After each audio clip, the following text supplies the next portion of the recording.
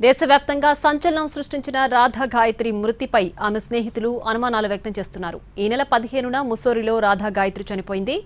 ఆమె మరణానికి దారితీసిన పరిస్థితులు, కారణాలపై పోలీసులు సమగ్రమైన దర్యాప్తు జరపాలని రాధా గాయత్రి స్నేహితులు డిమాండ్ చేశారు.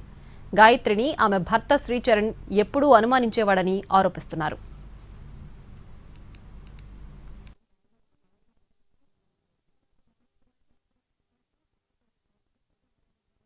తను ఇలా సడన్గా ఇలాంటి డెత్ తనకి రావడం అనేది ఇట్ ఈస్ డెఫినెట్లీ మేము అసలు అది జీర్ణించుకోలేకపోతున్నాము చెప్పాలంటే.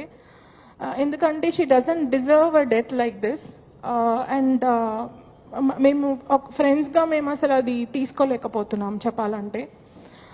కానీ కొన్ని ఫ్యాక్ట్స్ మాత్రం చెప్పాలి అనుకుంటున్నాను. ఏంటంటే గాయత్రి ఎంత హ్యాపీగా ఉండే మనిషి 10 ఏళ్ల నుంచి ఈ పెళ్ళి అయిన తర్వాత 6 months నుంచి మాత్రం తను చాలా గోత్రూ అవుతోంది. అండ్ కొన్ని విషయాలు మాతో క్యాజువల్గా మాట్లాడేటప్పుడు చాలా షేర్ చేసుకుంది తను.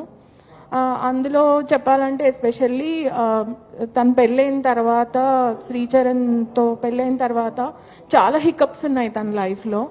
ఎలా అంటే ఎంతసేపు తను అనుమానించడము, లేదా అంటే ఒక టైప్ ఆఫ్ ఓవర్ పొజెసివ్నెస్ ఉంది శ్రీచరణ్కి, అది తను గమనించింది.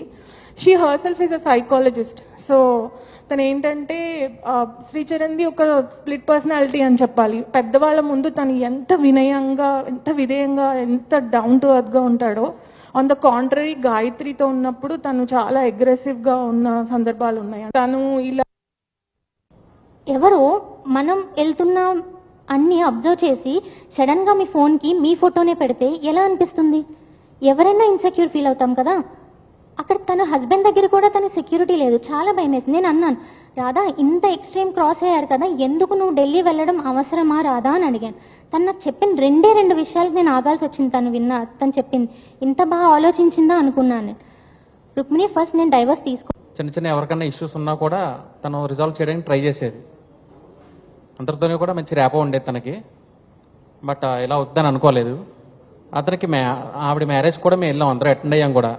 చాలా హ్యాపీగా చేసుకుంటాను, చాలా అంబిషియస్గా ఉండేది. మ్యారేజ్ లైఫ్ చాలా బాగా ఊహించుకుంటాను. మ్యారేజ్ అయినప్పటి నుంచి సమ్ డిఫరెంట్ పర్సనాలిటీగా మారిపోయింది తను కంప్లీట్గా. తను ఏ సర్కమ్స్టాన్సెస్ అక్కడికి వెళ్ళిందో మాకు తెలియదు. బట్ ఆవిడైతే మాకు లేదు. పెళ్ళైన 6 monthsలోనే ఇలా జరగడం చాలా అన్ఫార్చునేట్. మాకు తనకి న్యాయం జరగాలని కోరుకుంటున్నాం. జస్టిస్